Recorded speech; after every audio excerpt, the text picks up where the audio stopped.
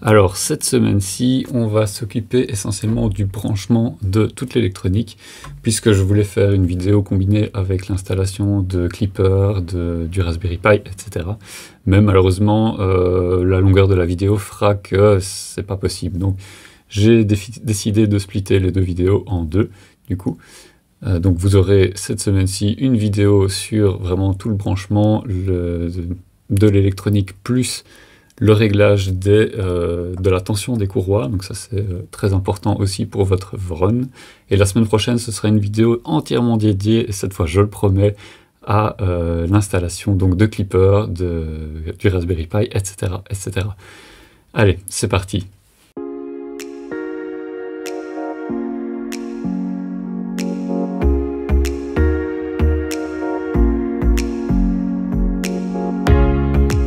Alors donc comme vous pouvez probablement le constater, tous les câbles sont déjà prêts, aucun n'a été relié actuellement.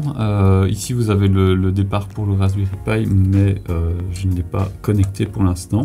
J'ai simplement ici déjà connecté le chauffage de la buse. J'ai connecté ici, c'est une sortie spéciale pour les ventilateurs du boîtier, donc ce sont les deux ventilateurs ici sur le côté.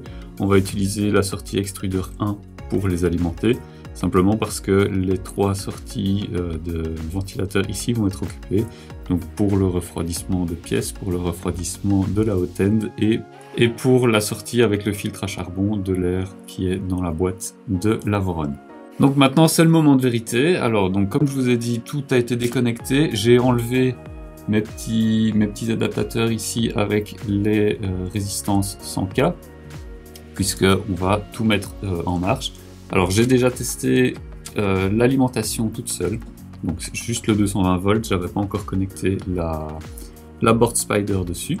Maintenant la board Spider est connectée, le SSR est connecté aussi, maintenant le Raspberry Pi n'est pas encore connecté, toute l'électronique n'est pas encore configurée, donc pour l'instant voilà, on va simplement y aller étape par étape. Je vais mettre en route le 220 volts et on va voir si rien ne se passe. Voilà, donc on a une LED qui confirme l'allumage de la board, on a l'écran que vous ne voyez pas à la caméra, mais l'écran s'est allumé aussi. Alors pour l'instant, il n'y a rien qui s'affiche à l'écran, c'est tout à fait normal puisque au niveau du firmware, rien n'est configuré. Donc maintenant je vais éteindre et je vais connecter le Raspberry Pi pour voir s'il s'allume aussi. Voilà, donc maintenant je rallume. Et alors on voit les LED ici du Raspberry Pi qui s'allument, l'écran s'allume toujours, la board s'allume toujours. Donc c'est bon, on va pouvoir y aller étape par étape. Alors pour la Spider, je n'insisterai jamais assez, mais n'oubliez pas de mettre à chaque fois les petites résistances ici dès que vous la branchez et que vous n'avez pas les drivers qui sont branchés dessus, parce que sinon c'est toujours le risque que vous ayez une catastrophe au niveau de vos drivers. Alors du coup au niveau du câblage, on va faire simple, hein. J'ai déjà tiré tous les câbles ici. J'en ai passé une partie en dessous de l'alimentation, je vais passer ici les câbles des steppers sur les côtés pour aller chercher les branchements derrière. J'ai mis des petits pads collants avec des colsons par-dessus pour pouvoir simplement guider les câbles, éviter que les câbles se prennent au niveau des ventilateurs ici et que ça gêne le flux d'air, parce que évidemment ça va influer sur le refroidissement donc de vos pièces. Voilà, j'ai pas grand chose à dire à ce niveau là. Comme j'ai dit, je vous mettrai un petit schéma avec comment brancher tous les composants sur la carte. Alors moi j'ai mon petit copion ici avec donc tous les moteurs Z que j'ai labellisés avec voilà, une petite étiqueteuse. Ça permet de s'y retrouver plus facilement. Alors j'ai vu honnêtement des gens qui s'amusaient à faire des trucs bien propres sur le Voron, sur le Discord de Voron. C'est à vous de voir si ça vaut vraiment la peine d'investir énormément de temps là-dedans, parce que je peux vous dire que du câblage propre, ça prend du temps. Déjà moi, rien que le gainage en nylon comme ça, ça m'a pris une blinde de temps. Si je devais le refaire, je suis pas sûr que je le referais, parce que voilà, c'est clairement esthétique. Je pense pas que le jeu en vaille la chandelle. En termes de maintenance, etc., je pense pas que ça apporte grand chose. c'est juste plus propre. En effet, c'est plus beau quand vous avez vos câbles qui sont cachés. Voilà, ça c'est votre préférence personnelle. C'est clair que c'est toujours bien de pouvoir identifier les câbles, savoir où est-ce qu'ils sont, savoir distinguer les grappes de câbles pour éviter de les mélanger.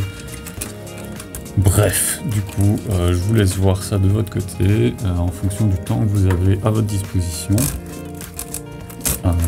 Mais bon, moi, je vous dis honnêtement, je perdrai pas plus de temps que ça à faire du beau câblage, parce que dès que vous allez avoir un câble à rajouter ou quoi, ça va vite devenir un peu le bordel. Donc, je pense pas que ça en vaut vraiment la peine.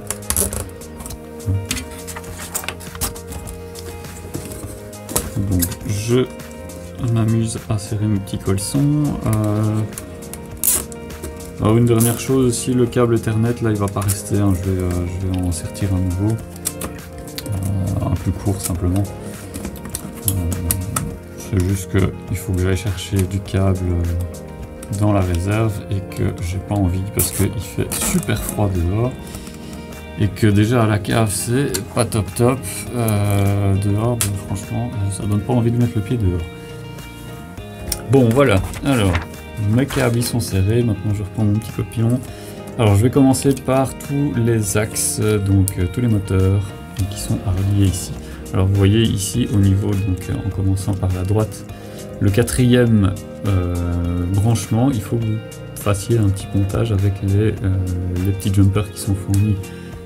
Avec la Spider, si vous avez une Spider, si vous avez une Octopus ou autre chose, je vous invite évidemment à consulter les documentations qui se rapportent à votre carte. Bon, moi j'ai une Spider 1.0, donc j'ai pris la doc de la Spider 1.0 et je la suis scrupuleusement. Alors au niveau de l'ordre des branchements, je me base sur le firmware qui est disponible sur le GitHub de Fistech, donc qui impose quand même un certain ordre. Si jamais vous voulez changer l'ordre, évidemment, il faut que vous ayez chipoté à la configuration. Moi, toutes mes vidéos ici, elles vont se faire en fonction évidemment de cette configuration de base, parce que je ne vais pas commencer à tout modifier pour le plaisir de modifier les choses. Donc voilà, on fait avec. Alors, on commence donc par le petit moteur A. Et le moteur A, il va ici en seconde position. Donc je commence par la droite, puisque dans les documentations, tout commence par la droite. Donc pour moi, c'est plus facile à identifier. Alors le moteur B, c'est le premier. Il va donc ici. Ensuite, qu'est-ce qui me tombe sous les mains? Alors j'ai le moteur de l'extrudeur. Le moteur de l'extrudeur, il va donc juste après mon pontage ici.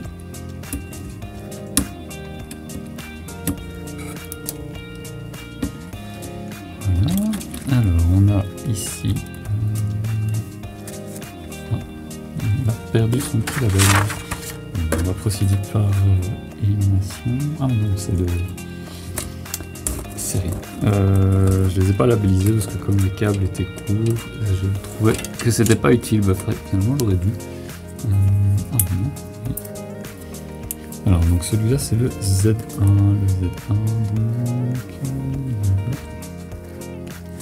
il va ici,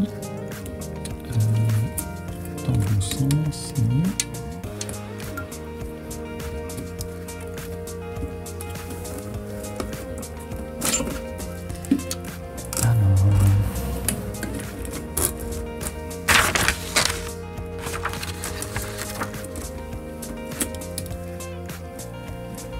le Z0 il va ici en 3e position.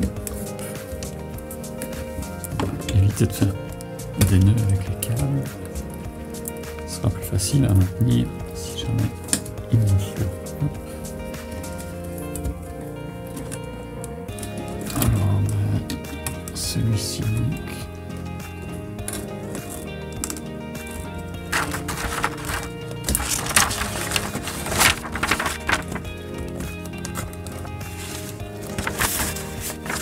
donc là c'est le Z2.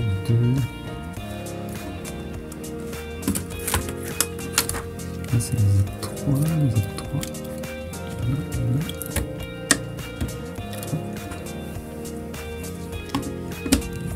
Vous voyez, ça peut vite devenir le bordel au niveau du câblage.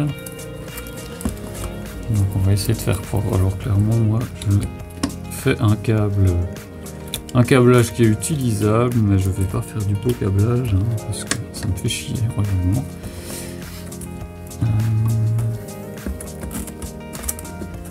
Donc celui-là on a dit que c'était le Z2, ici.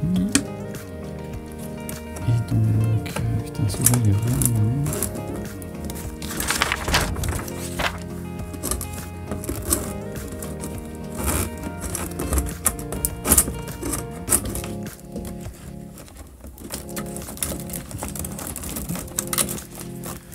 J'ai pas voulu couper les câbles trop courts parce que sinon j'avais peur de manquer un peu de longueur. Donc clairement, à certains moments, ils sont un petit peu trop longs. Donc il me reste le moteur du X qui est quelque part.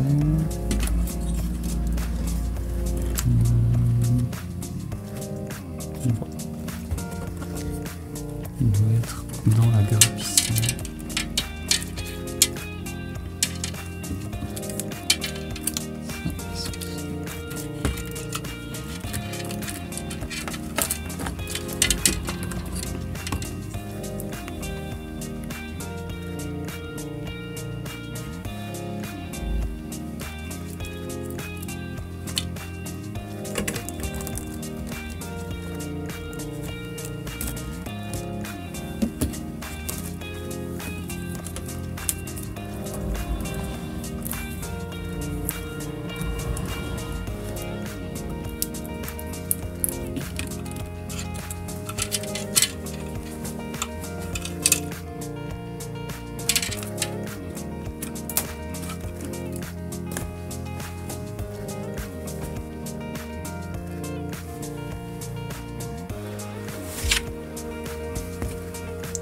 Oui, je suis bête. Je cherchais le moteur du X, mais en fait, il n'y en a pas.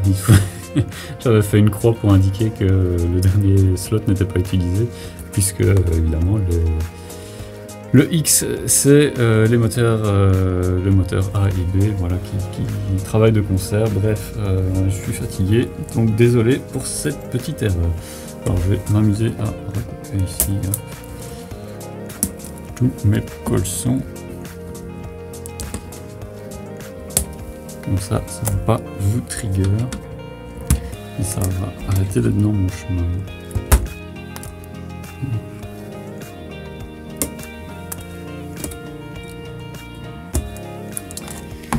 Voilà. Alors, donc maintenant, on passe aux choses sérieuses. On a donc notre capteur de température. Alors, le capteur de température, il va...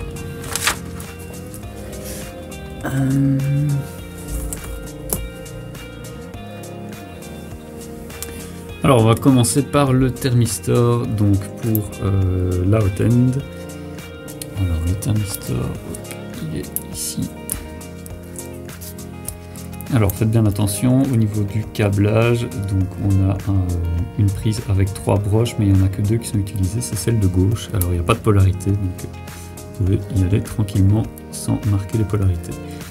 Alors donc c'est ici au niveau de la première prise en bas. Et pour le bed, c'est là par contre, c'est une prise avec 2 connecteurs et c'est la dernière d'office. Donc ça va ici.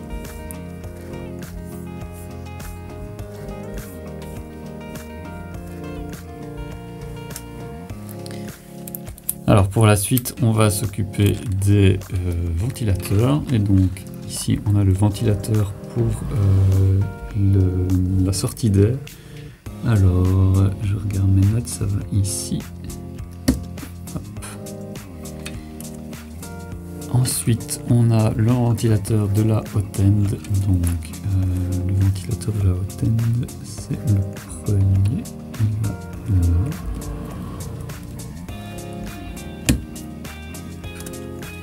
Et ensuite, on a le ventilateur de pièce. Et donc, le ventilateur de pièce, il va entre les deux.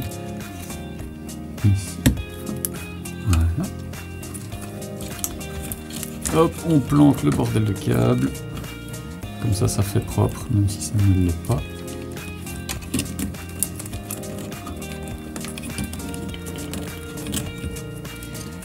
Alors ensuite, qu'est-ce qu'on a? On a le N-stop Y. Alors le N-stop Y, ça va au niveau des prises ici.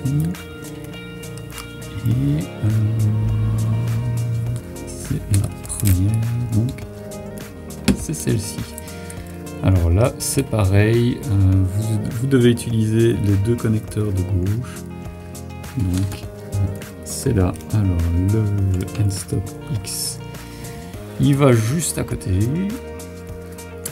Donc, toujours la même histoire, ce sont les connecteurs de gauche. Hop, voilà, pas de polarité non plus.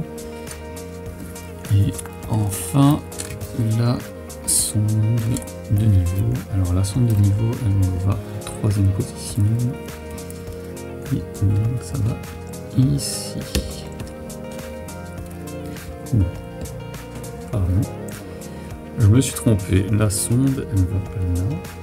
Elle va en dessous. Là, c'est le N-stop du Z. Alors le N-stop du Z, donc c'est toujours la même chose. On a nos deux petits fils qui passent ici, donc sur la gauche du connecteur. Et alors on vient le mettre au-dessus de la sonde de niveau du plateau. Hop, voilà. Ben voilà, au niveau du câblage, on est bon. Alors donc ce que je vais faire maintenant, c'est enlever le support de N-stop X et Y. Parce que dessus, j'ai une soudure à faire pour connecter le câble qui va permettre... Enfin, le câble qui est déjà ici, qui est réparti en X et Y N-stop. Simplement parce que j'ai trouvé une pièce tout récemment qui remplace le support de N-stop et qui permet de coller une prise JST dessus. Alors je trouve ça intéressant parce que du coup on peut déconnecter les N-stop quand on veut. Malheureusement, je suis actuellement incapable d'imprimer de l'ABS avec mon imprimante puisque ça ne colle plus. Donc vivement que la Voron soit en place, que je puisse imprimer cette pièce-là. Donc je vais simplement utiliser le support actuel, je vais souder la prise JST dessus directement et quand j'aurai la bonne pièce, je viendrai clipser la prise JST dedans. Donc en attendant, elle va être un petit peu détachée. C'est pas grave, hein, ce sera juste pas très esthétique, mais bon, disons que voilà, c'est intéressant de le savoir. Donc si vous n'avez pas un PCB avec les N-stop pour le X et Y, je vous mets le lien dans la description parce que je trouve ça vachement intéressant et c'est plus propre d'avoir une prise à ce niveau-là. Alors voilà ce que ça donne le N-stop, enfin les N-stop X et Y. Donc j'ai ici soudé une petite fiche qui va pouvoir se clipser dans le nouveau support que je dois encore imprimer. Alors comme vous voyez, j'ai relié les N-stop aux extrémités, donc ça veut dire qu'en cas de problème électrique, ils sont automatiquement considérés comme fermés. Alors malheureusement, j'ai remarqué ici qu'il me manquait la petite languette métallique. Alors elle a dû se perdre pendant le montage, pendant la manipulation de la Voron, donc voilà, malheureusement. Je ne l'ai pas retrouvé, donc c'est pas grave, j'ai dû commander des nouveaux N-stop. Et alors en attendant, j'ai dû bricoler un petit quelque chose avec une languette que j'ai collée directement sur le chariot, une languette en métal. Donc la languette va venir faire l'effet de levier, comme ici sur le N-stop qui est encore entier. Et ça devrait le faire pour tester la suite. Alors au niveau des drivers, avant de les poser, on doit mettre des jumpers. Ici, voilà, c'est la configuration pour les 2209, donc ce sont a priori les drivers les plus communs. Si vous avez des 2130, des 5160 ou 5161, à ce moment-là, ce sont les donc deux dernières lignes, comme ceci, qu'il faut couvrir avec des jumpers et pas un seul jumper comme ici au niveau de la deuxième colonne et des deux dernières lignes. Donc voilà, faites bien attention à ça. De toute façon, c'est mentionné dans les documentations de vos cartes mères respectives. Donc vérifiez bien à chaque fois la documentation. Alors une autre chose à vérifier, ce sont les jumpers au niveau ici des ventilateurs. Alors la doc nous dit que si vous mettez des jumpers à ce niveau-ci, donc les deux premiers de chaque prise.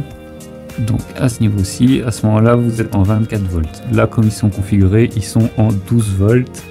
Et si vous avez des jumpers sur la dernière ligne, à ce moment-là, vous êtes sur des ventilateurs en 5 volts. Donc moi, ce que je vais faire, c'est changer les jumpers de position et les mettre sur la position 24 volts.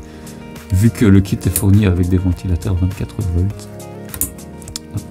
Alors à une main, évidemment, c'est pas facile. Donc...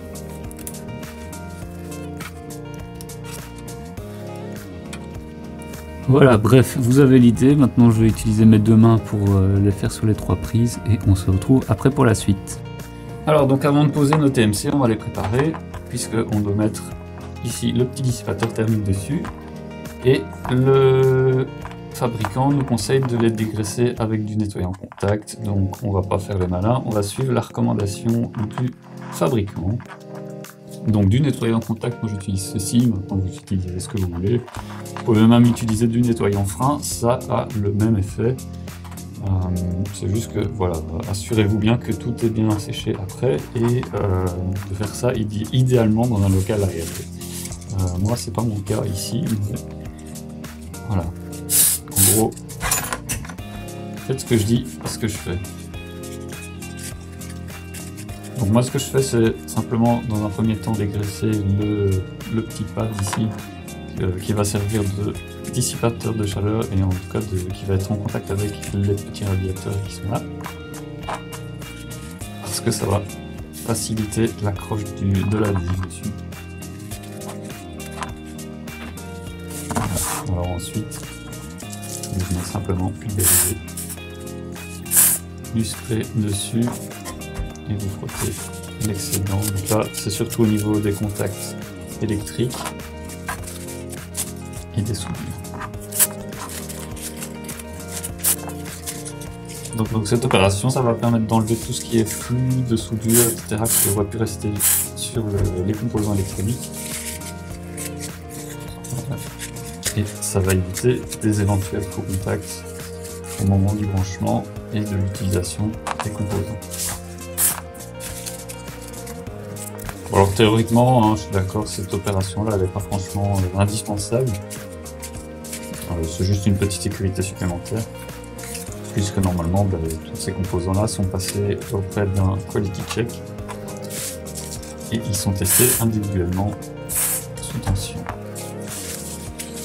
Donc si normalement, au moment des tests, ils mettent bien sous tension les éléments et qu'il y a un faux contact, l'élément ne va pas fonctionner comme voulu.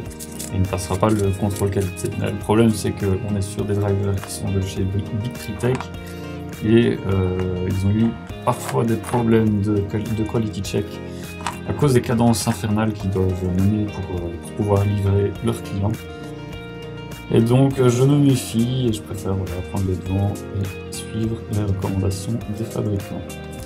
Alors au niveau des radiateurs, moi ce que j'aime bien faire c'est les mettre dans le sens du flux d'air. Donc faire en sorte que le flux d'air passe à travers les ailettes le plus facilement possible. Donc vu que le flux d'air passera comme ça latéralement, je le mets comme ceci. Alors faites en sorte que le radiateur couvre correctement le petit dissipateur. Et alors veillez surtout à ce que le radiateur ne touche pas les contacts qui sont sur le côté, puisque ça pourrait créer à nouveau des faux contacts.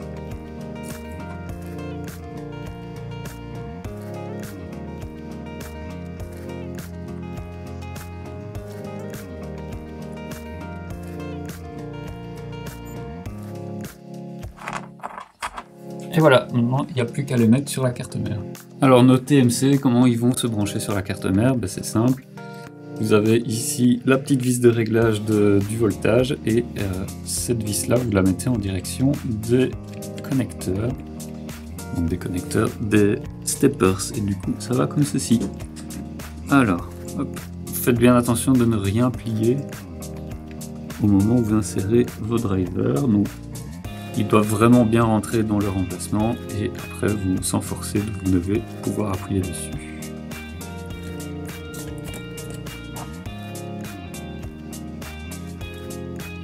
Alors si vous avez des drivers qui sont un peu récalcitrants, faites en sorte que vous redressiez un petit peu les connecteurs, mais encore une fois sans forcer sur les pins, parce que c'est comme ça on a des pliages à ce niveau-là, et c'est toujours problématique après de corriger ça. Typiquement celui-ci par exemple, j'avais pas bien vu, mais il est venu s'éclipser juste à côté. Voilà. Donc voilà, faites bien attention parce que ça peut arriver vite. Et si vous n'êtes pas hyper attentif, vous allez vous dire c'est bizarre, j'ai un driver qui fonctionne pas, alors qu'en fait c'est simplement qu'il y a une rangée de pins qui est pas bien connectée. Alors voilà, c'est bon maintenant. Donc on peut enlever ceci, nos petites résistances, on n'en a plus besoin. Et maintenant c'est l'instant de vérité. Donc on a tout branché, on a notre Raspberry Pi qui est branché, on a l'écran qui est toujours branché, l'alimentation, le SSR, tous les end-stop, tout est branché. J'ai plus qu'à remettre le 220 volts en route et espérer que tout ne pète pas. Allez, c'est l'instant de vérité, on croise les doigts. Alors avant d'aller plus loin, je vous livre mon petit retour d'expérience par rapport aux installations que j'ai faites du côté logiciel, puisque je me suis fait une installation avant de faire le tutoriel ici, donc ça m'a permis de découvrir les petites erreurs au niveau du branchement. Voilà, donc le problème ici était lié à Fistech. Donc qu'est-ce que j'avais comme problème, c'est que j'avais aucun affichage sur mon écran, donc l'écran qui est à l'avant de l'imprimante. Et c'est simplement parce que sur la board 0.1 ici, Spider, les deux NAT ici doivent être inversés. Donc en gros, ils se sont trompés dans le label qui est noté. Donc on a EXP1 pour celui-là et EXP2 pour celui-là. Et en fait c'est l'inverse. Donc ici, normalement c'est EXP2 et là c'est EXP1.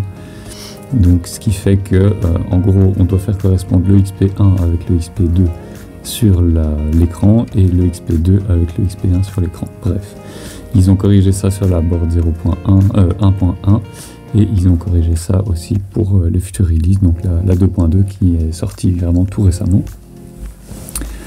Alors l'autre problème que j'ai eu était ici au niveau d'un ventilateur, donc c'était le ventilateur de pièce, voilà, celui-ci où j'avais inversé les polarités au niveau de la hot end.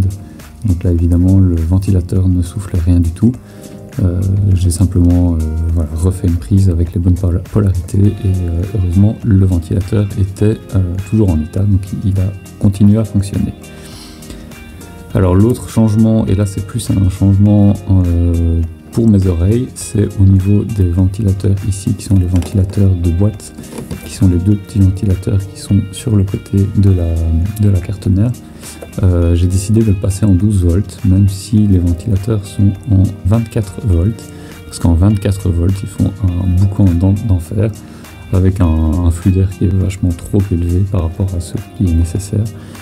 Alors je ne les ai pas passés en 50% parce que après avoir fait la comparaison des deux et après en avoir discuté sur le Discord de Voron, il s'avère que les passer en 24 volts et 50% de puissance ne revient pas du tout à les passer en 12 volts. Donc les passer en 12 volts permet de réduire le bruit de manière assez significative, puisqu'on a un sifflement qui disparaît quand on les passe en 12 volts. Donc là ils deviennent vraiment silencieux. Et ça, c'est beaucoup plus plaisant pour les oreilles. Et alors la dernière modification que j'ai faite, ce sont au niveau des ventilateurs. Donc j'avais ici relié le ventilateur pour la sortie d'air, donc qui est filtrée. Je l'avais mis ici au niveau d'une des sorties fan, et finalement les sorties de ventilateur, donc celle-ci j'ai inversé. J'ai mis les ventilateurs de boîte parce que ça me permettait de les caler en 12 volts. Et ici, donc j'ai mis le ventilateur de sortie de filtration d'air. Et alors j'ai décidé de le mettre sur le port E2 au lieu du port E1, simplement parce que dans la configuration, il est préconfiguré pour utiliser le port E2. Et que ça me permettait faire une modification en moins dans la configuration, et donc au niveau du tutoriel qui va suivre, ça me simplifiait un petit peu la tâche. Donc voilà, c'est simplement les petits changements que j'ai fait. Tout le reste était ok, tous les ventilateurs fonctionnaient correctement. Au niveau de la hot end, donc ça chauffe correctement. Au niveau du bed, ça chauffe correctement aussi. Ça chauffe même vachement rapidement. Au niveau de tous les steppers, bon, ça on fera dans le tutoriel, on va faire la vérification. Mais tout est fonctionnel aussi. Donc au niveau des branchements, on est vraiment tout bon là-dessus. Du coup, je vous mettrai mon schéma final avec tout ceci. Comme ça vous permet de vous inspirer de ce que j'ai fait. Évidemment, si vous avez une board Octopus, si vous avez une Spider 2.2, les branchements ne seront pas forcément pareils, mais voilà, vous avez au moins une idée de ce qu'il faut faire en termes de branchement, dans l'ordre des branchements, etc., etc. Alors donc, avant de passer à la suite, on va s'occuper de la tension de nos courroies. On va commencer par les courroies pour les X et Y. Et ensuite on fera les tensions des courroies de l'axe Z. Alors comment on doit s'y prendre? On utilise une petite application ici pour Android qui s'appelle Spectroid. Pour iOS c'est Spectrum Analysis. Donc voilà, je la connais pas, j'ai pas d'iPhone, donc je ne saurais pas vous montrer là-dessus. Donc moi je vais vous montrer avec l'application pour Android. Donc elle se présente comme ceci. Quand vous la mettez en route, vous avez un petit graphe qui s'affiche avec voilà, les courbes. Comme je parle, on voit que ça évolue. Et donc ici, vous avez un fréquence mètre et vous pouvez ajuster votre curseur sur 110, puisque ici pour le X et Y, c'est 110 qu'il nous faut. Donc ce qu'on va faire en sorte, c'est donc de faire sonner les courroies comme si c'était des cordes de guitare, et d'avoir un pic au niveau du 110. Donc je vais vous montrer ça. Alors vos courroies de X et Y, elles doivent être à 15 cm ici du tensionneur. Donc vous mesurez simplement de la courroie jusque le tensionneur 15 cm des deux côtés. Ça va nous permettre ensuite de faire l'ajustement. Donc je remets mon application en route. Je mets mon curseur sur 110 et je redémarre. Et donc on fait sonner les courroies comme ceci.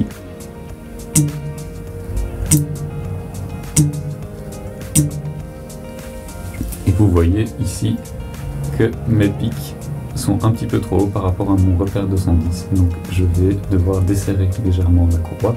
Si jamais votre repère est...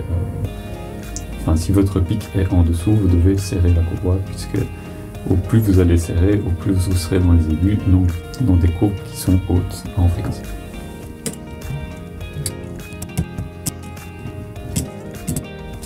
Allez. Donc voilà ce que ça donne une fois terminé. Donc là on est bon au niveau des tensions.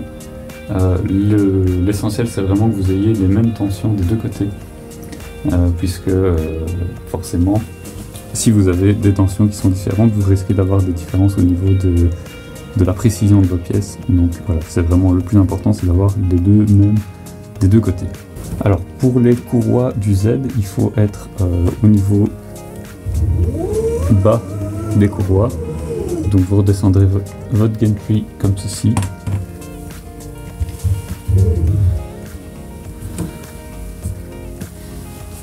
Et alors c'est au niveau des courroies ici, donc là on doit être à 140 Hz. Donc on dépasse le curseur à 140.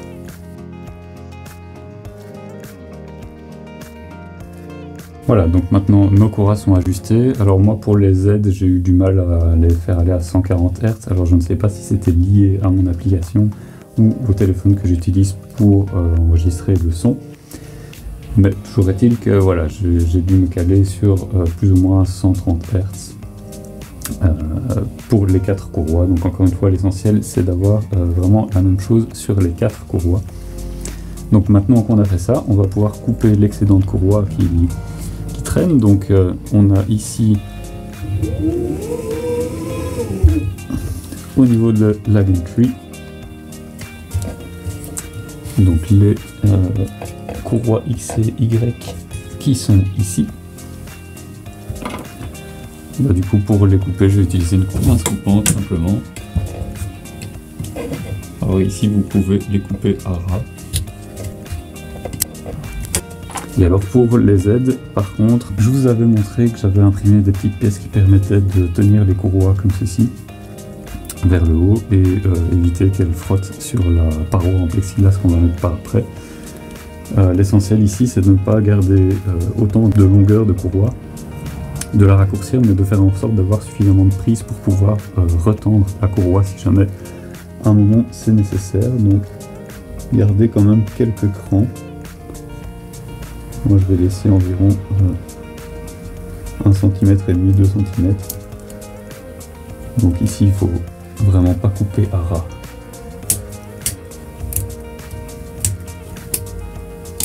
Et voilà, pour les courroies on est bon. Maintenant on va pouvoir terminer le montage de la hot end en la branchant ici, donc en suivant la manivelle. Donc ça je vais le faire hors caméra puisque vous savez comment faire. Et ensuite on passe à la conclusion de la vidéo. Alors encore une fois merci à tous d'avoir suivi cette vidéo, j'espère qu'elle vous aura plu. N'hésitez pas à mettre un pouce bleu si c'est le cas, à vous abonner à la chaîne aussi, ça m'aide beaucoup.